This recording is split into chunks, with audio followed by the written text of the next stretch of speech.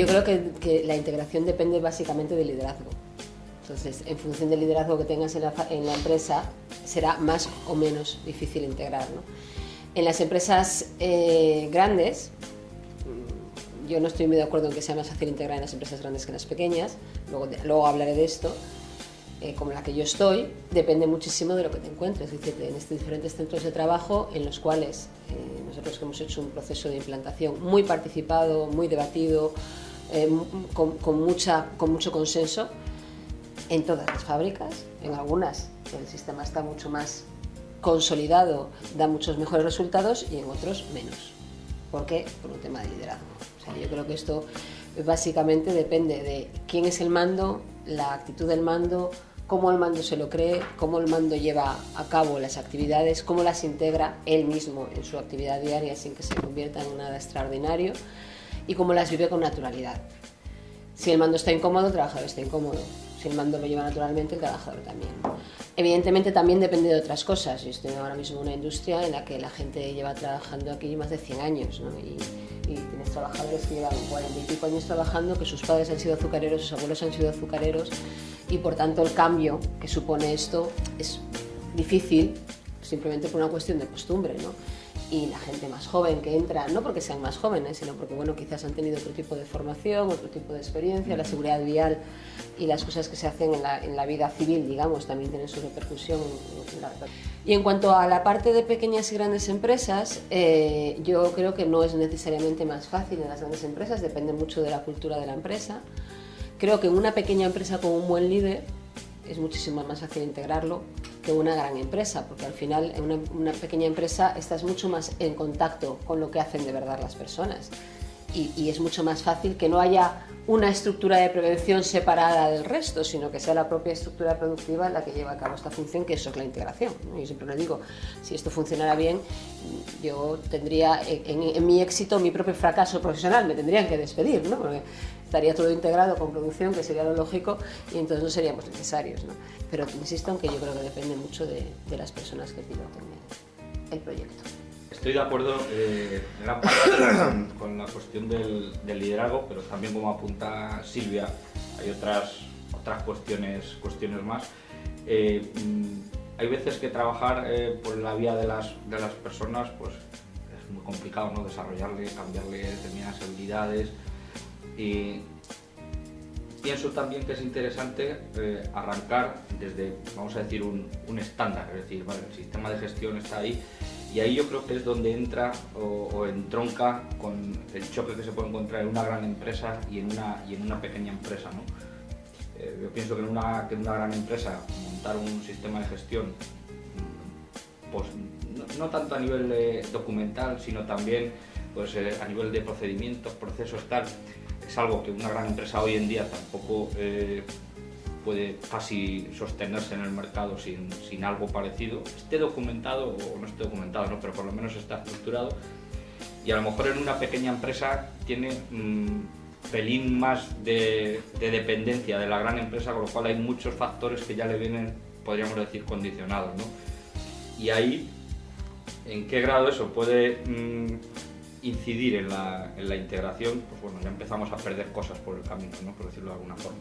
Pero sí que considero que la clave para integrar, junto con el tema del liderazgo, que el liderazgo evidentemente el principal líder de una empresa es pues, el que manda, es decir, ahí es donde tiene que arrancar, pero pienso que también luego tiene que tener una estructura, un estándar, un sistema, que lo difícil es conseguir que el resto de mandos, encargados, directores lo asuman como propio y vean el convencimiento de que la dirección de la empresa apuesta por ello porque es una necesidad crítica de la misma, ¿no? Bueno, yo coincido con mis compañeros de mesa de los factores que han señalado, ¿no? El liderazgo, que es la capacidad de transformar y a cambiar actitudes, ¿no? del equipo que tienes a tu cargo como responsable, liderazgo de empresario, liderazgo en toda la escala jerárquica, cada uno en sus puestos y sus competencias. Yo creo que, bueno, que aparte de tratar de potenciar ese aspecto del individuo, que sería conveniente, pero evidentemente no podemos depositar únicamente la confianza en la necesidad de implantar en las empresas la integración de la prevención, debemos también reforzarnos con instrumentos. bien por parte de las administraciones públicas o bien por parte de las organizaciones empresariales, incluso las empresas grandes que incluso van marcando el rumbo de cómo las cosas pueden hacerse mejor, sin tener que ir marcando las verdades absolutas con comportamientos, pero sí demostrando con ejemplos, incluso con ejemplos negativos, lo que debería ser hacerse en positivo, ¿no? Yo creo que es un conjunto de factores. La implantación primero tiene que ser partiendo del convencimiento, tanto del líder o de la figura, digamos, que debería de ostentar esa necesidad de cambio en la empresa por parte del propio empresario, es decir, el empresario se lo tiene que creer. A veces hay empresarios que todavía tienen algún tipo de dificultad y hay que seguir insistiendo, sobre todo en campañas de sensibilización y de concienciación de los beneficios que desarrollar una eficaz actividad preventiva. Uno de los fallos ha sido ese, precisamente, el no haber sido consecuentes desde el inicio de esos pasos que se iban dando, irlo analizando con indicadores oportunos y haber podido corregir esa deriva que al final nos hemos encontrado, pues eso, con la pasada estrategia española, que parecía aquello también que era la panacea de revolucionar en el 2007 lo que se había entrado en vigor en el 96, ¿no? La ley de prevención me estoy refiriendo, y que ahora también estamos inmersos en la nueva estrategia española y estamos a ver cómo la configuramos, ¿no? Y tenemos algunas dificultades de salida, pero esperemos solventarlos para poder tener pues eso, una estructura de trabajo y definir una serie de objetivos, ¿no? Pero desde luego que requerimos y seguimos necesitando poner en valor que las actividades eficaces en materia de prevención de riesgos laborales sirven para algo y que generan beneficios, y que en un sector aquella empresa que hace la acción preventiva de forma eficaz y con el conocimiento y con la integración y todo el tipo de aspectos positivos que ello puede conllevar, supone una ventaja competitiva. Sobre todo también cuando estamos hablando de que a nivel europeo tienen otro tipo de estándares, otro tipo de trabajar, otro tipo de sentir, otro tipo de participar en las empresas, los trabajadores. No sé, ha habido un cúmulo de situaciones con el tema de la implantación de la ley de prevención y de todo su marco jurídico, que yo creo que estamos ahora en un momento que hay que preguntarnos muchas cosas para encontrar soluciones, ¿no? Soluciones constructivas, no de seguir echando las culpas de unos a otros, si alguien hace o alguien deja de hacer, si la siniestralidad va en un sentido o va en otro. Por eso considero que hay que seguir apoyando también, por ejemplo, el tema de las buenas prácticas y dando a conocer prácticas pues como la empresa Isoproton, que ha sido premiada 2 veces a nivel europeo con un galardón europeo de buenas prácticas, con lo que ello debiera de suponer ese prestigio, sobre todo por una empresa de 6 trabajadores. Y yo lamento la poca repercusión mediática que tiene eso. Yo creo que eso también nos hace reflexionar hasta qué punto la prevención de riesgos laborales, por parte de los expertos, que yo creo que a veces el tema es muy manido y estamos todos muy convencidos y hablamos para los que precisamente estamos convencidos, creo que tenemos una necesidad de hacer una especie de apostolado para aquellos que todavía no creen en ella. Considero que a veces hay que salir al exterior, hay que implicar a los medios de comunicación, que también es una de las medidas que estaban contempladas en la anterior estrategia y que, bueno, lamentablemente hubo un planteamiento de la administración pública que se traduciría más bien al tema financiero y económico y por tanto simplemente por hacer la comparación en paralelo de las campañas que hace la Dirección General de Tráfico, ¿no? 6 o 7 campañas al año en todos los medios de comunicación, con lo que eso conlleva de costes y sin embargo, bueno, pues parece que la actividad preventiva no tiene la misma sensibilidad por parte de los que tienen que tomar esa decisión de seguir la idea de desarrollo de una actividad preventiva. La integración no se puede hacer sin el refuerzo de otros aspectos, como habías comentado, de extralaborales. O sea, no podemos seguir atacando de forma parcelaria aspectos de la actividad preventiva cuando sobre todo tenemos una intención a nivel europeo de difundir el tema de la cultura preventiva en general. Es decir, en todos los estadios del individuo, estadios de edad me refiero, pequeños, en el colegio, en los ámbitos que están viendo en la televisión, no sé, ir lanzando mensajes. Yo creo que es conveniente, sobre todo para lograr que toda la sociedad se asegura y en el ámbito laboral se tenga mucho más fácil el introducir pues, nuevos mensajes de cautela, de prudencia, ¿no? Esa formación que tiene que ir dirigida al puesto específico y también a la relación que se tiene dentro de lo que es el organigrama empresarial. La responsabilidad, muchas veces ese vocablo ha generado reticencias, ¿no? Cuando hemos hablado de responsabilidad y tenemos enfrente a los sindicatos, ha habido como una especie de cuidado. La responsabilidad no, porque eso ya tenemos una alusión jurídica. Y muchas veces hablamos también de responsabilidad del empresario y se asocia también al tema de los efectos jurídicos de incumplimiento. Yo creo que tenemos también que ir transformando a lo mejor el uso de ciertos vocablos y entonces sustituir, a ver qué os parecería, en lugar de responsabilidad hablar de intereses. Yo creo que es una palabra un poco más neutra, un poco más amable cuando realmente queremos lanzar el mensaje de, oye, mira, que esto te conviene, esto yo creo que te interesa, ¿no? Entonces, bueno, yo creo que son un montón de factores que pueden influir. Desde luego el liderazgo es evidente, porque en una empresa, sobre todo una pequeña empresa de 5 o 4 trabajadores, es muy complicado el tratar de que la gente tenga una actitud prudente si el propio empresario no da el ejemplo con su propio comportamiento. Entonces, por eso, permíteme que me remita al principio de mi intervención, que es, no te tienes que leer tú, o por lo menos convencerte, o por lo menos estar predispuesto a hacer cosas en pro de, ¿no? Yo creo que eso tiene mucha relación con lo que le está comentando en cuanto a cómo hemos empezado a construir la casa aquí con la legislación española, ¿no? Yo creo que hemos empezado por el tejado.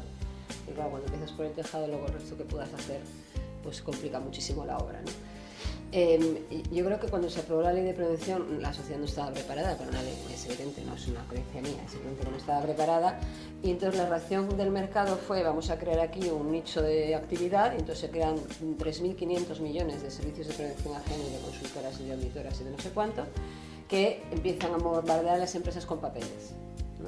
Entonces, las empresas se bombardean de papeles, con lo cual no hay, primero, les llega una cosa obligada que nadie les ha explicado ni por qué. No le ven la utilidad porque, claro, los papeles no sirven para nada, evidentemente.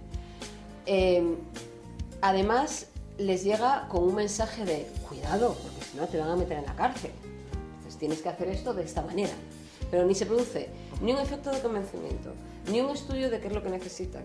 Lo único que hacen es llenarle de papeles. Entonces, yo creo que eso ha sido una de las peores, como tú dices, de las peores factores como los que hemos contado aquí para que la prevención sea algo real y normal y absolutamente asumido en las empresas como lo son en otros países de Europa en los que no entienden el concepto. Aquí luchamos con varias cosas distintas. Una, luchamos con una falta de cultura preventiva, o sea, me vais a perdonar la broma, pero una cultura en la que el colocarse delante de un toro es algo que sea así como de macho machote, pues es muy difícil que luego tú le expliques que colocarse a 4 metros de altura sin protección pues no es justamente también de macho machote, ¿no? Entonces volvemos con una cultura preventiva escasa en general, ¿no? Y además traducimos la prevención en un montón de papeles que te van a servir para que el inspector de trabajo no te pille o no te metan en la cárcel. Pero es el mensaje que recibe el empresario, y no solo el pequeño, también el grande. Entonces, empezamos a hacer un montón de papeles, y ahí los técnicos de prevención también tenemos una parte, no sé si de responsabilidad, de corresponsabilidad o de qué, que es que nos empezamos todos a curar en salud. Empieza a haber problemas, y entonces empezamos a hacer todos los papeles. Un clarísimo ejemplo de esto es en lo que se ha convertido la coordinación de actividades. Entonces, al trabajador, al mando, ¿qué le llega? Bueno, pues que tienes que hacer un montón de papeles, porque tienes una responsabilidad, por no sé qué. Calidad y medio ambiente empezaron a ser, primero por ser voluntarios, y era una manera de ser más competitivos en el mercado. Y te lo pedía el cliente, pero te lo pedía, no te lo exigía de la misma manera, ni te amenazaba con los males del infierno si no lo tuvieras, ni te imponía su sistema. Y de alguna manera la gente fue entrando más poco a poco, le veía una utilidad. La prevención llegó como un elefante, una cacharrería, dijo, hay que hacer esto, sacó unos de gestión así, que no estaban adaptados a la empresa para nada, que no consultó ni con los trabajadores ni con los mandos, que no se preocupó porque íbamos todos, tenemos muy pocos recursos dedicados a prevención, y entonces íbamos todos corriendo, y entonces, bueno, pues efectivamente ahora nos encontramos con que ahora que podemos hacer y respirar, en algunos casos nada más, y dices, vamos a ver cómo deshago todo el mal que hemos hecho entre todos, entre la norma que se hizo como se hizo, entre la forma de implantarlo, entre la amenaza tal, entre la administración que tampoco ayudó, entre la falta de cultura preventiva que tenemos, entre todos, entre incluso los propios sistemas de prevención generados por los propios técnicos, porque a veces llegas a empresas, yo llevo en varias empresas y vienes el sistema de gestión y digo, vale, ¿y esto con quién lo consultasteis? No, bueno, con el director de no sé qué, vale, bien. ¿Y esto que lo tiene que hacer el jefe de mantenimiento? ¿Le has preguntado si es compatible con lo que hace? No, pero bueno, que lo haga. Para que puedas hacerlo de otra manera, sin lugar a duda necesitas un apoyo, un líder y un ejemplo, sobre todo, ¿no? Por parte de la dirección, pero también mucho sentido común que ha faltado en todas partes y sigue faltando todavía en muchas actividades, como él dice. Depende, esto como todo en la vida, depende, ¿no?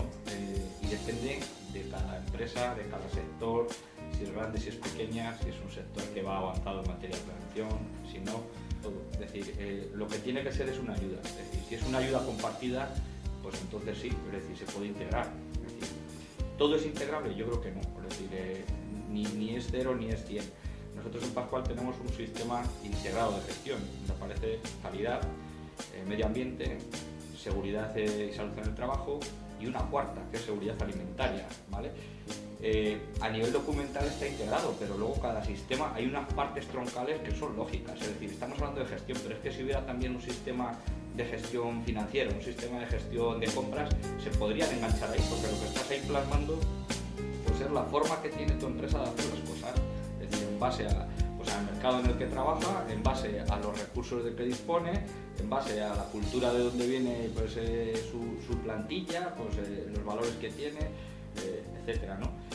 Pero hay otras cuestiones que no son integrables, es decir, un procedimiento de coordinación empresarial, bueno, se puede aprovechar algo la persona o el sistema de medio ambiente, pero a veces es algo tan específico de la legislación pues, que no admite determinadas integraciones, ¿no? Con lo cual, cuando integramos, y ahí yo creo que sí que el papel es importante de los servicios de prevención, sean ajenos, propios, etcétera, tienes que tener un buen conocimiento técnico para saber lo que estás integrando, que no se te quede ningún fleco legislativo por ahí suelto de cara, pues, evidentemente, a cumplir con la ley, pero cubierto eso, que es el mínimo que se podría exigir, lo que tienes que darle el mayor porcentaje es de que sea práctico con los recursos, como digo, que tienes en la compañía y la realidad que tiene la empresa, ¿no? Así que integrar depende.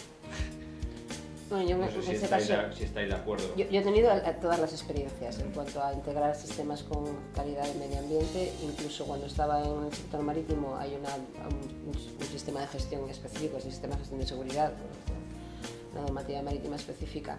En donde yo estaba no estaba integrado, pero sí tutelaba una empresa en la que estaba integrado. Es decir, puedes encontrarte de muchas maneras. Yo estoy absolutamente de acuerdo con él en que depende de la empresa, pero que al final es eso. Al final lo que estoy diciendo es cómo la empresa actúa en algo. ¿Qué tiene desde mi punto de vista bueno integrar? Pero que para eso no es necesario que los sistemas estén integrados.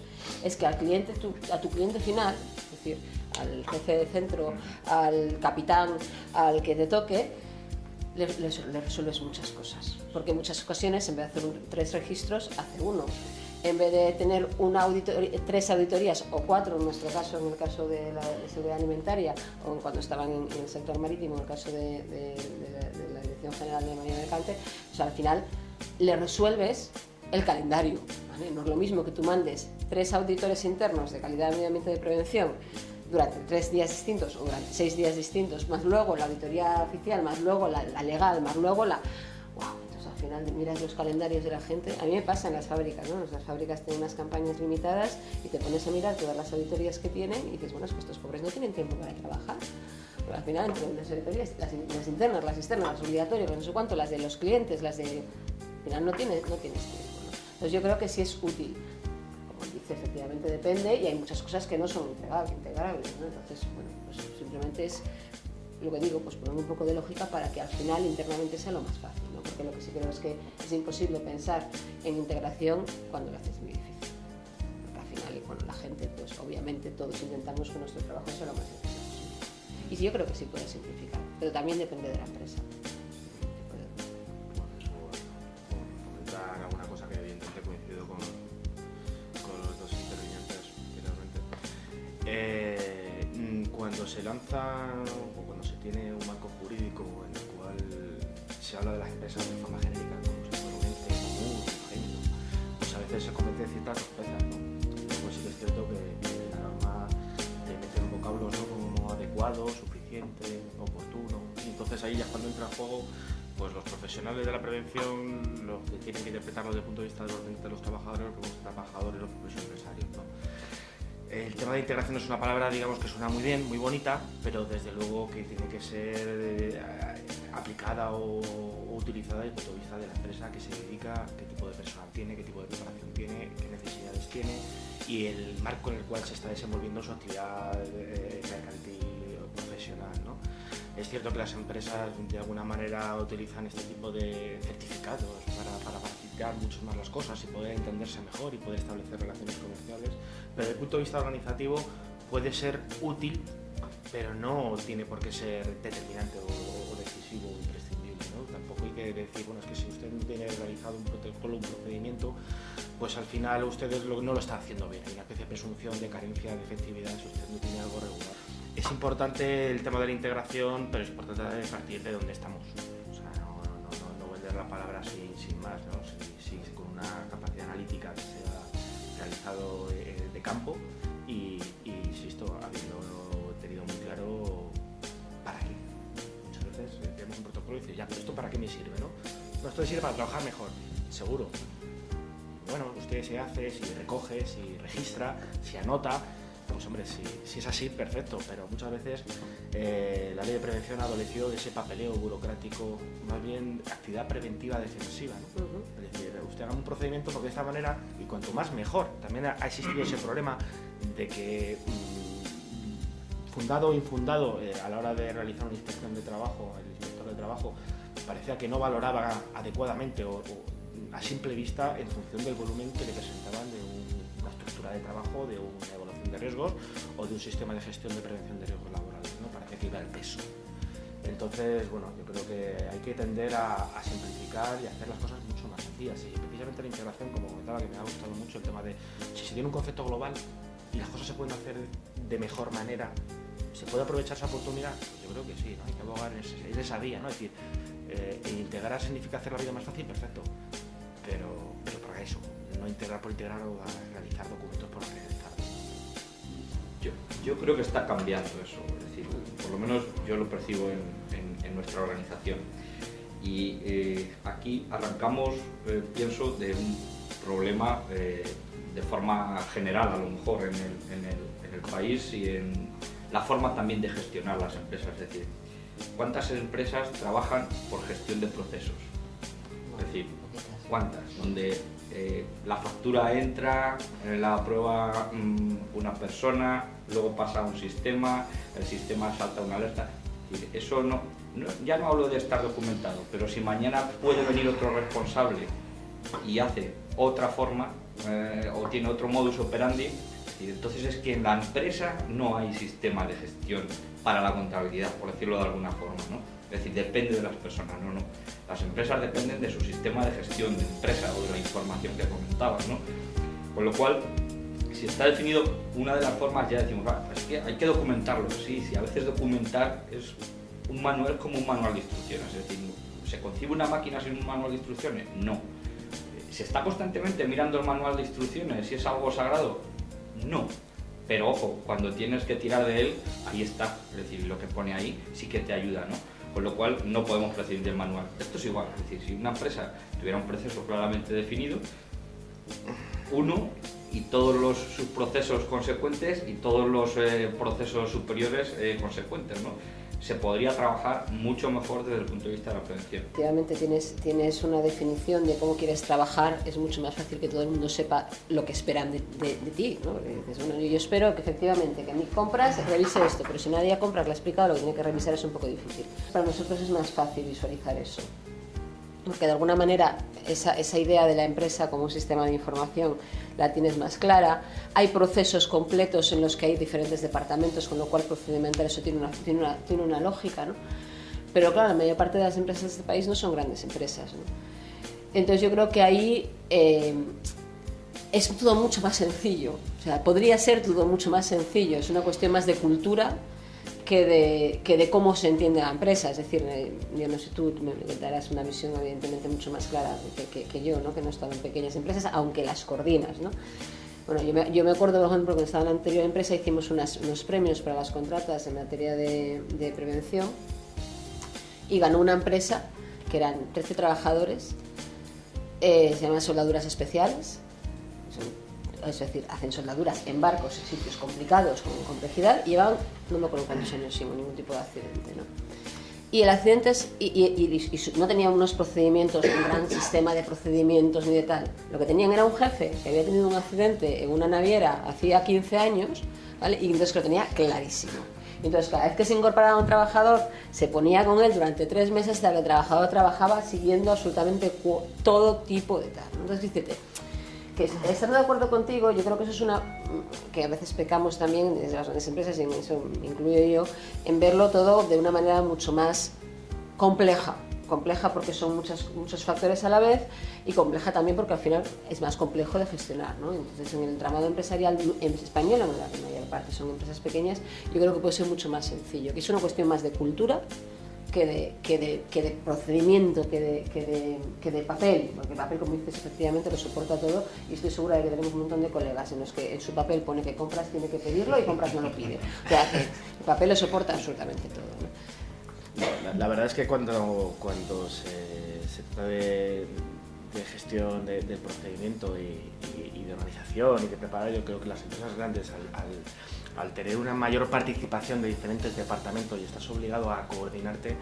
como que es lógico, ¿no?, introducir a lo mejor aspectos de prevención de riesgos laborales. Lógico, por lo menos adecuado, porque es que está el de calidad, está el de medio ambiente, está la ISO no sé qué, está la normativa de la comunidad autónoma correspondiente. O sea, hay una serie de componentes que el tener presente también la prevención de riesgos laborales, eso ha añadido más, que yo creo que a nadie le genera ni una carga de trabajo ni una incomodidad de ningún tipo. Cuando la gente está acostumbrada a trabajar de una determinada manera y luego le viene alguien diciéndole que hay una ley que dice que tienes que tener una serie de observancias en relación a cómo trabajas, porque es que estás poniendo en serio peligro porque no sabes dónde trabajas, pues como también habías comentado al principio, la ley se enfocó desde el punto de vista del miedo, es decir, hasta ahora se ha trabajado muy mal, hay una ley que es la panacea y os ha cambiado la vida. Y entre las cuestiones que venimos a cambiaros la vida como empresario están una serie de documentos y entre ellos es el plan de prevención. Claro, dices, el plan de prevención. El plan de prevención es la política de la empresa en la cual tienes que aplicarlo para ir optimizando esa mejora continua de la manera de trabajar y de protección de la salud. El plan de prevención, pues sinceramente, no sé si hay un análisis de los planes de prevención que hay en España de las empresas pequeñas, pero es que a veces, insisto, cuando es una actividad tan simple como puede ser un bar, por ejemplo, el tener establecido un plan de prevención, pues que tienes que abrir a cierta hora, que no haya frío, no sé, no me imagino la finalidad de ciertos documentos como para que la gente tome en serio la elaboración de ese documento y se tome en serio el contenido de ese documento, pero en serio en el sentido de ¿para qué me sirve? Es lo que comentaba también antes, ¿no? Es decir, cuando te obligan o te recomiendan hacer algo que tú no estás viendo que eso puede tener algún tipo de eficacia, pues no lo tomas en consideración, cumples, pero flaco favor se hace, ¿no? La ley tiene una clara intencionalidad, es decir, un cambio de actitud con el tema de la cultura preventiva, ir incorporando actitudes, ir orientando aptitudes, es decir, conocimientos de cómo identificar riesgos y cómo saber afrontarlos y cómo evitarlos, ¿no?, o controlarlos. Pero si partimos de la base de que no se tiene esa percepción del riesgo alrededor, por mucho que tratemos de implementar procedimientos, documentos y papeles, si falla lo principal, que es el propio individuo, que no entiende que debe de cambiar una actitud propia, que a lo mejor es temeraria, pero esa persona no cambia, pues los gestores de procedimientos de las pequeñas empresas no tienen mucha razón de ser. Pero yo creo que en ese sentido, lo que comentábamos antes de la dificultad que ha tenido la integración real, y de hecho que haya pasado 10 años hasta que alguien ha dicho, espera, vamos a cambiar la ley y vamos a meter la palabra integración. Si hubiéramos hecho bien las cosas, igual no habría hecho forma. Y en ese no hacer bien las cosas incluyo a todo el mundo, desde mi punto de vista, sin ningún tipo de duda de cómo salió la ley y cómo se intentó implantar, ¿no? Pero sí es verdad que esa elaboración documental que tú estás comentando, de llegar a una zapatería y dice, te voy a hacer un plan de prevención, y entonces le das un tocho así, en el cual pone la formación se dará en tiempo de trabajo y tendrá que correr a cargo de la empresa, según el artículo no sé cuánto. Claro, el señor de la zapatería que lo lee dice, lee la primera hoja, claro, y luego dice, bueno, ya lo leeré en otro momento porque esto es absolutamente inútil. Cuando tú le vas a dar algo útil, pues te lo mete en el mismo paquete, ¿no? Ya viene este del servicio de prevención a contarme un rollo, a ver si me lo quito de encima rápido. Y eso, que a nivel pequeño es muy fácil de ver, muy explicable, a nivel grande también ha pasado. Es decir, nos hemos, en muchos casos, por falta de apoyo, mucho. Es decir, las estructuras empresariales no estaban preparadas para esto y los empresarios no han respondido como tenían que responder aquí. Sacarlo de pecho con temas de prevención, 4 empresas, punto. Ahora ya cada vez van más, cada vez hay más líderes, más directivos, con esto más o menos claro, bien porque ya han estado imputados en algún proceso, o bien por decisión personal, o bien por lo que sea, bueno, hay de todo, ¿vale?, que se lo toma mucho más en serio, pero ha pasado lo mismo. Entonces, el problema que tenemos en prevención, que yo creo que es un problema serio, aparte del tema de cultura preventiva, que es serio y que, como tú dices, pues no se está tratando desde mi punto de vista desde las administraciones con la seriedad que merece, es que está absolutamente desvirtuado. O sea, cuando tú vas a la mayor parte de las empresas y dices, no soy de prevención, ¿no?, porque a ver qué rollo me va a soltar o a ver qué es lo que me va a pedir, etcétera, ¿no? Los técnicos con enfrentamientos que a veces no son necesarios, que otras veces nos falta también empatía, y en eso hablo como colectivo, ¿no? O sea, son muchas cosas que han hecho que en el momento actual, como tú dices, las cosas están cambiando y están mejorando, yo creo que también están mejorando, pero que todavía nos queda muchísimo trabajo para hacer para que esto sea una realidad, muchísimo. Y eso no quiere decir que haya que sacar más normativa, por favor, o sea, hay muy pocas empresas, muy pocos países en Europa en el que le diga a la gente cuántos técnicos de prevención tiene que tener, o sea, lo que pasa son los resultados, ¿no?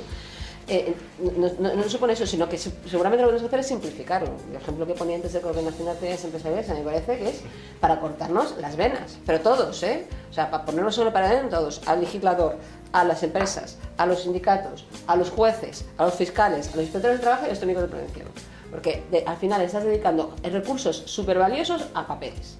Papeles, como dices, lo sostiene todo, pero luego no tienes actividad de campo y esas métricas que tú hablas de que yo pueda ver cuál es la eficacia de mi actividad preventiva. Pero cuando yo valoro solamente la eficacia de mi actividad preventiva, y ahí doy un salto, ¿no? Por el número de accidentes que tengo, es un dato que no es real. Y lo que sí te puedes encontrar con mucha facilidad en un cuadro de mando que va a dirección es el índice de frecuencia o de incidencia que utilices en la empresa. Pero no te encuentras otros índices que lo que te dan es ese pulso. ¿Cuánto está integrado? ¿Cuánta implicación hay? ¿Cuántos resultados hay? ¿Qué se ha hecho de lo que hemos detectado? ¿Quién lo ha detectado? ¿Cómo se ha detectado? Que yo creo que eso es lo que realmente da un cuadro de mando, un valor de verdad de valoración de la eficacia del sistema. Cada día me levanto pensando que ya hemos avanzado más que el anterior, ¿no? Es decir, el problema cuando discutimos yo creo que puede ser la velocidad a la que vamos. Es decir, muchas veces decimos que la legislación es que primero tenía que haber sido la integración, el concepto de integración y luego todo el desarrollo, no más normas, tal. Yo pienso que el tema ha sido porque no había nadie que liderase en el país. Venimos pues, de una historia que no podemos borrar, por decirlo de alguna forma, y alguien tuvo que decir en un determinado momento esto tiene que cambiar. Es decir, y las cosas muchas veces cuando cambian es a través de legislación, ¿no? Y por ahí empezó lo que ahora tenemos, que yo creo que se está dando cuenta. Es decir, las empresas nos estamos dando cuenta, las empresas grandes, muchas veces cuando la empresa grande se da cuenta, eso al final llega a la pequeña, pero por una cuestión no de que sean más listos los que están en las empresas grandes, al contrario, porque son más, es decir, es como ver, ¿no? Y el legislador yo creo que también se está dando cuenta. Es decir, dicho eso, a la pregunta que plantea Ricardo, es decir, yo el sistema OSAS, cualquier otro que pueda haber en Inglaterra, en Francia, la legislación que hay aquí, una legislación que hay en Italia pero que no está aquí en España, yo creo que eso son todo ayudas, ayudas. Si trabajas pensando en que un desliz en una cuestión legislativa te va a llevar al juzgado, a la inspección de trabajo y tal, entonces no se puede trabajar. Es decir, es mejor que rompan la baraja, o sí, habrá empresas que se dedicarán a trabajar en ese ámbito. Mira, yo lo que necesito aquí es un escudo, frente a legislaciones y frente a auditorías. Ahí entro con el concepto que dice de OSAS. Si una empresa lo que busca es el sello, es decir, lo mismo que está buscando es, en materia de legislación y de cumplimiento de normas, es que no le pase nada, ni a su cuerpo directivo, ni a... La prevención no va por ahí, eso es una prevención defensiva, con lo cual OSAS es una ayuda. Es decir, si la interpretas bien es tan abstracta y tan... Sí, pero si tú dices, ¿cómo encajo esto que está diciendo la norma con mi realidad? Te ayuda. Es decir, suma. Si no suma, entonces elimínalo, pero está sumando. Es igual que cualquier normativa chorra que puedan sacar mañana desde el Ministerio, desde un criterio desde el Instituto Nacional de Seguridad y tal. Bueno, si te vale bien y si no, pero si te vale ya es algo más de lo que tenías antes, ¿no? Con lo cual, para mí la norma es una ayuda, es una herramienta de mejora, con lo cual como herramienta de mejora, pues el que esté dispuesto a mejorar la comprará y la aplicará, y el que no, no. Y ahí sí que, por ejemplo, la norma OSA sí que la veo incluso es tan abierta que sí permite o tiene más capacidad de convencimiento que la legislación en las pymes, por ejemplo. Aunque tú le das la norma OSAS a un empresario con 6 trabajadores, estoy seguro que le echas para atrás. Pero si le dices, mira, vamos a ver, es decir, esto te lo interpreto yo con el lenguaje que tú trabajas con tus 6 trabajadores y tu sector, te lo interpreto, verás cómo no te suena tan raro. Y al final y te lo estás cumpliendo. Además, con el componente de que no necesitas documentar tanto. ¿Qué ocurre? Que si hay un accidente de cara al legislador vas a tener que sacar papeles, pero de cara a una auditoría, que es mejora, es decir, si tú le dices cómo lo has hecho, Si el auditor es malo te pedirá papeles, pero si es bueno buscará hechos, con lo cual y evidencias, con lo cual... No, yo estoy básicamente de acuerdo en cuanto a que... más bien en cuanto a conceptualmente, que algunas frases que has dicho, pero conceptualmente en cuanto a que la OSAS puede ser una buena herramienta, pero no es un fin. El problema es que la OSAS se ha convertido para mucha gente en un fin en sí misma. Entonces la meten a martillazos como sea, saltándose las opiniones de la gente, saltándose las dinámicas de la empresa, no sé qué, con el único fin de tener un sello. A mí los sellos me parecen poco importantes en general. Yo creo que me parece mucho más importante saber cómo una empresa gestiona determinadas, por ejemplo, los controles periódicos, que si tiene OSAS o no. O sea, si yo voy a una empresa y digo, ¿cómo gestionas los controles periódicos? Y me da una cosa así, vale, pero ¿cómo los gestionas? No cómo los documentas, cómo los gestionas. Me da mucha más idea de cómo está integrada la prevención en esa empresa que toda la norma OSAS. El problema es ese, que tenemos, bueno, pues una cierta tendencia a la titulitis, y entonces pues cuantos más sellos tenemos mejor, y entonces nos metemos a preparar. A mí me ha pasado en alguna de las empresas en las que he estado, que yo he llegado, estaban preparándose para OSAS, y dices, pero alma de cántaro, o sea, céntrate en lo que tienes que centrarte, prepárate para realmente ser una empresa modelo en temas de seguridad, y luego ya haremos la OSAS, que será muy fácil. Pero no me voy a centrar en los recursos escasos que tengo, porque todos tenemos recursos escasos, porque no se trata tampoco de que estemos sobredimensionados, porque no es lógico, en sacar las OSAS a maza y martillo. No, vamos a centrarnos a hacer lo que tenemos que hacer, vamos a que la gente sienta que estamos centrados en ellos y no en el papel, y luego si quieres pasamos OSAS. Y añadiría una preocupación. Por parte de las administraciones públicas están teniendo la tentación de premiar a aquellas empresas que están con ese certificado. Están incluso aventurando que los contratos de las administraciones públicas pues van a valorar de alguna manera especial, potenciar a aquellas empresas que tengan certificados de calidad, y sobre todo pues, la 39001, que es la de seguridad vial, como buena práctica y como medida de interés, pues estaban contemplando contemplar en sus pliegos de concursos con la administración ese tipo de sello, tener una puntuación especial, ¿no? Estamos al final, como comentabais, convirtiendo un instrumento que debería de ayudar a la gestión de la empresa a lograr sus objetivos, a centrarse precisamente en cumplir y pasar las auditorías anualmente y que no te quiten el sello. Que por otro lado es una acreditación que se da de forma privada, que no es indefinida, tiene una serie de requisitos y una serie de controles. Insisto, que tiene que ser bien para la empresa, y sobre todo porque también tiene una proyección en cuanto a su prestigio, o se le presume que las cosas las está haciendo de un determinado modo, aunque muchas veces no se sabe muy bien a qué responde la nomenclatura ni la numeración. Pero creo que estamos equivocándonos cuando pensamos que esto va a resolver las necesidades de clientes de empresas teniendo este sello. Creo que ha sido muy perjudicial para dar la eficacia del sistema en todas las empresas, porque no se ha enfocado, que podría haber resultado bien, pero se ha enfocado de una manera mercantil y no de una manera de efectividad en las empresas. Entonces yo creo que en muchos casos te encuentras con que los servicios de prevención ajeno lo que le dan a la empresa no es más que papel, ¿no? Y falta lo que yo creo que es una microempresa, evidentemente lo puede hacer todo ellos, salvo que tenga alguna complejidad técnica insalvable que ahora mismo no se me ocurre, pero seguro que lo hay en alguna empresa que se dedique a una actividad muy concreta, ¿no? Yo me acuerdo que en una de las coordinaciones que hicimos en una de las empresas que estaba, había una pequeña empresa que se dedica a actividades subacuáticas, ¿no? Y tenía un servicio de prevención ajeno contratado que le hacía la evaluación. Vamos a ver, más que lo que saben ellos de actividades subacuáticas, no te encuentras ni un solo técnico en un servicio de prevención ajeno, ni uno solo que sepa de lo que está hablando. Y de hecho así era, que la evaluación de riesgos es que, bueno, era de carcajadas. Una cosa es que tú tengas a alguien, que puede ser tu asesor, que puede ser quien sea, que te ayude y te oriente, que puede ser un instituto regional, que puede ser un instituto nacional, que te ayude y te oriente, que yo creo que eso es muy necesario. Es que un servicio de prevención ajeno, yo ya lo siento mucho por los servicios de prevención ajeno, me parece absurdo.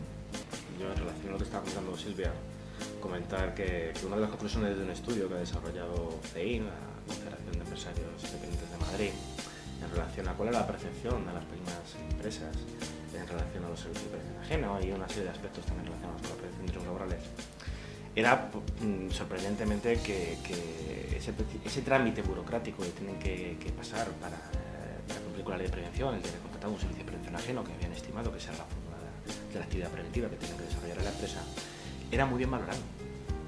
Pero era muy bien valorado porque luego cuando determinaban lo que era la encuesta, era porque lo veían como una especie de impuesto súper ágil. Es decir, es una obligación que tenemos, pero además es tan sencillo que es que lo contrato con una llamada. No como otro tipo de permiso, que tengo que pedir una solicitud, una licencia en el ayuntamiento, un permiso en Madrid, que eso es un mes, ya veré si viene, no sé qué. Sin embargo, esto es muy fácil. Lo tengo como en muy buena consideración porque es que se hace un chas. Claro. Ha hecho mucho daño precisamente esa falta de información por parte del empresario de qué era lo que tenía que exigir, que ha entrado en juego el tema de la picaresca. Claro. Es decir, yo te lo hago por menos. Se ha prostituido completamente. Sí, yo te lo hago por menos. ¿Cuál es el último precio que estás barajando? ¿200 euros? ¿150? Pues hombre, ahí ha habido esa falta de información, ha propiciado, digamos, una especie de virtuación de lo que era el sector de la oferta de servicios por parte de los servicios de prevención ajeno, que al final han cerrado mucho, pues porque había otras que han ido a la baja, tratando de decir, bueno, pues hoy pagamos nóminas, el mes que viene no sé. Sí, realmente. Es que no sé. Otra historia que también quería comentar, el Instituto Nacional de Seguridad Higiene del Trabajo reaccionó de aquella manera con el tema de Prevención 10, que es un sistema de asesoramiento en el que, bueno, por un lado tiene una plataforma informática y por otro lado tiene un sistema de resolución de problemas vía teléfono, que es STOP. Y bueno, se está desarrollando de aquella manera porque, bueno, empezó con un proyecto piloto y ha costado que empresas entren en este procedimiento y precisamente tratan de resolver ese sistema que luego lo hemos detectado con el desarrollo de la ley. Es decir, realmente para empresas muy pequeñas que caracteriza este país, tanta burocracia, tanto protocolo es necesario para la gente de esa sensibilidad de qué es lo que pasa en su entorno, identificar esos riesgos y prevenirlos, como peluquerías, como bares, como son oficinas y despachos. Yo creo que me quedaría pues lo que se ha comentado en esta mesa esta mañana, ¿no? Un poco empezando por el liderazgo, el tema del convencimiento. Tiene que haber una figura que gestione el cambio. Y aparte del liderazgo y el conocimiento, es necesario un cambio cultural y para eso las empresas yo creo que ahora mismo están muy solas. Creo que hace falta apoyo y simplificar. Yo un poco lo que me queda, que al final nadie va a venir a decirnos que integremos, a la pyme no va a ir el SPA a decirle que integremos. Esto es algo que lleva su velocidad, yo creo que está evolucionando. Sí, yo cuando vengo a estas mesas y nos ponemos muy críticos, sobre todo los que estamos enfangados todos los días ahí en el barro, pero bueno, creo que si levantamos la mirada y la echamos hacia atrás, ahora va a cumplir la mayoría de edad la ley de prevención y estamos hablando de cambios culturales de generaciones. O sea, yo creo que estamos en el camino, a lo mejor podríamos hablar de la velocidad, y lo que está claro que es que integrarlo en todas las áreas de las empresas, y si es una empresa pequeña, pues que lo tiene que tener liderado el empresario, es fundamental para que en esa empresa haya prevención.